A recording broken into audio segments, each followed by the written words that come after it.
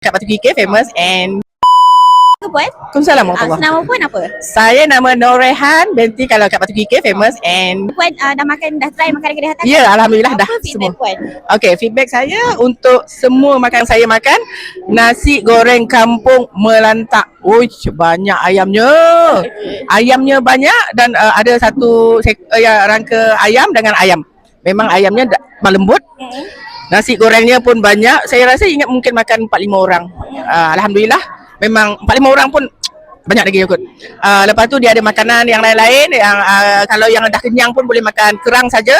Makan yang cocok-cocok ni macam selup.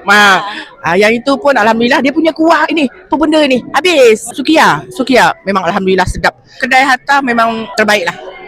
Menu-menu dia tahu mana nak untuk makan, mana untuk yang orang yang apa nak makan, macam orang yang dah kenyang dia boleh makan apa, dia tahu mana nak buat pilihan.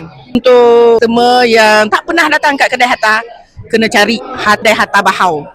Okey, kena cari dan berbuka puasa di sini untuk Ramadan nanti. InsyaAllah. Okey, sekarang kita makan dekat mana semua? Kedai Hatta. Okey, terima kasih. Restoran Hatta di Bahau. Restoran Hatta di Bahau.